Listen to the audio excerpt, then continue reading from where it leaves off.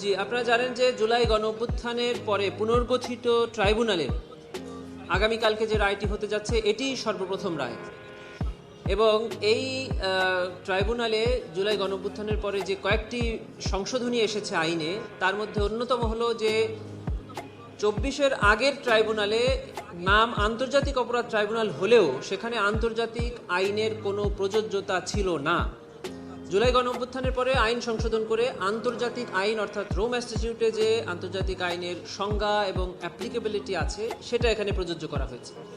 দ্বিতীয় যে অন্যতম সংশোধনীটা করা হয়েছে সেটা হলো দণ্ডের পাশাপাশি অর্থাৎ কারাদণ্ড বা মৃত্যুদণ্ডের পাশাপাশি এখানে আরেকটি দণ্ডকে এখানে সংযোজিত করা হয়েছে, তা হলো আসামিদের সম্পদ বাজেয়াপ্ত করে ভিকটিম, আহত নিহত বা এই ঘটনায় যারা ক্ষতিগ্রস্ত তাদের বরাবর হস্তান্তর করা।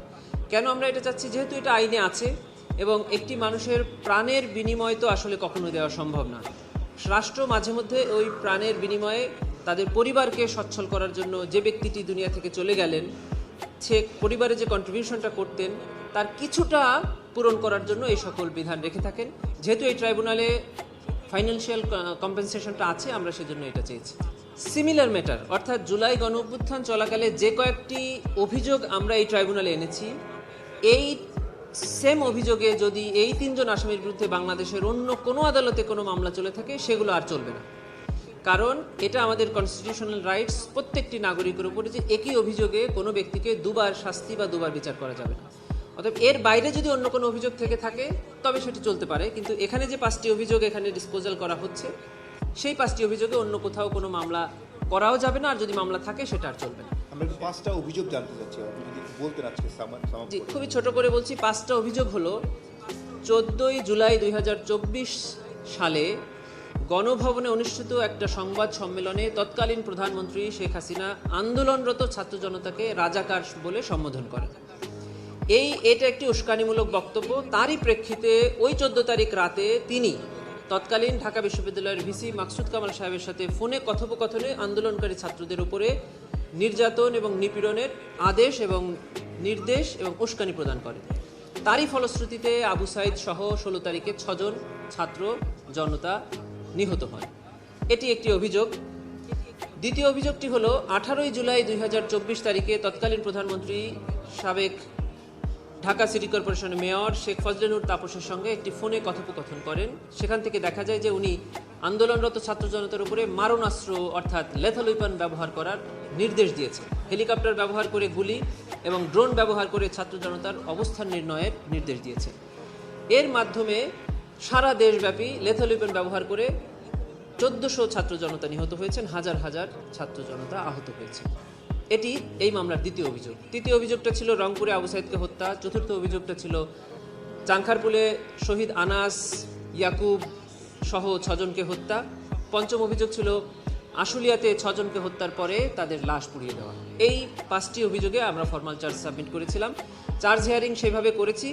ট্রাইব্যুনাল চার্জ ফ্রেমিংয়ের ক্ষেত্রে আমাদের ফর্মাল চার্জটাকে কিছুটা রিশাফেল করেছেন, মানে ওনারা 5টি অভিযোগকে আরেকটু বাড়িয়েছেন বা কিছু রিশাফেল করেছেন। এখন জাজমেন্টের ট্রাইব্যুনাল সিদ্ধান্ত নেবেন যে এটা আমাদের চাওয়া অনুযায়ী করবেন নাকি ট্রাইব্যুনালের মতো করবেন। আপনারা তো প্রমাণ করতে পেরেছেন।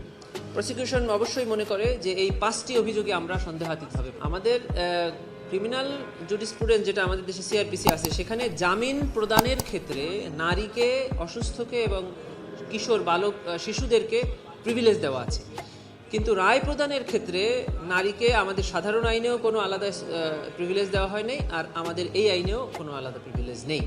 অর্থাৎ রায় প্রদানের ক্ষেত্রে আসামি নারী হোক পুরুষ হোক, তিনি তার অবস্থানে থেকে কি অপরাধ করেছেন সেই অপরাধের গ্র্যাভিটি বিবেচনা করে শাস্তি প্রদান করা হবে বা মামলা প্রমাণ না হলে খালাস দেওয়া। এর আগে এই ট্রাইব্যুনালে যে আরও 56টি রায় হয়েছে তার বেশিরভাগ মামলাতেই স্টেট ডিফেন্স ছিল, এবং এই ট্রাইব্যুনালের প্রথম যে রায়টা হয়েছে মাওলানা আবুল কালাম আজাদ সাহেবের, সেটিও স্টেট ডিফেন্স দ্বারা পরিচালিত একটি মামলা ছিল, এবং আমাদের আইনে স্টেট ডিফেন্স দিয়ে যারা অনুপস্থিত আসামি আছে তাদের বিচারের ব্যবস্থা আছে।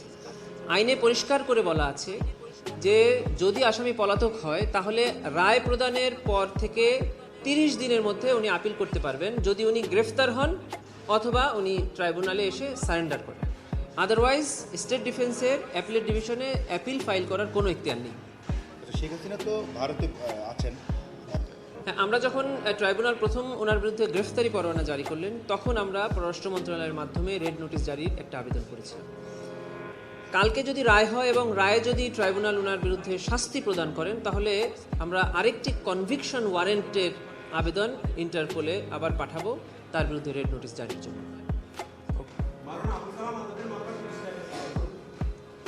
ওটা তো এই ট্রাইব্যুনালে শেষ, উনি চাইলে আপিল করতে পারবেন। এখনো পারবেন? না, মানে উনি যদি সারেন্ডার করেন বা গ্রেফতার হন সেটা করতে পারবেন। মানে আপনি বলছেন যদি শেখ হাসিনা সাজা হয়, উনি যেহেতু পলাতক, উনি দেশে না আসা পর্যন্ত উনি আপিল করতে পারবেন না? অবশ্যই না। হ্যাঁ, যে সকল আসামিরা এই মামলায় পলাতক আছে তারা গ্রেফতার হওয়া অথবা সারেন্ডার করা ছাড়া অ্যাপিল ডিভিশনে আপিল করতে পারবেন না।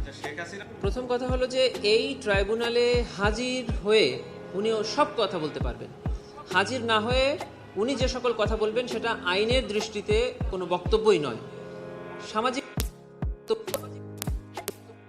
যে কোনো একটা সময় এসে বলবেন যে এখানে মামলা চলছে, এখানে যে মামলা হয়েছে এটা আমি জানি না বা জানতাম না, এটা বলার আর সুযোগ থাকছে না। উনি যে এই ট্রাইব্যুনালে কি মামলা হচ্ছে, কি কি অভিযোগ ওনার বিরুদ্ধে আনা হয়েছে এটা উনি জেনেছেন এবং উনি যে বক্তব্যটা ওনার আদালতে এসে দেওয়া উচিত ছিল এটা উনি পাবলিকলি দিচ্ছেন, এটা একটা বিষয়।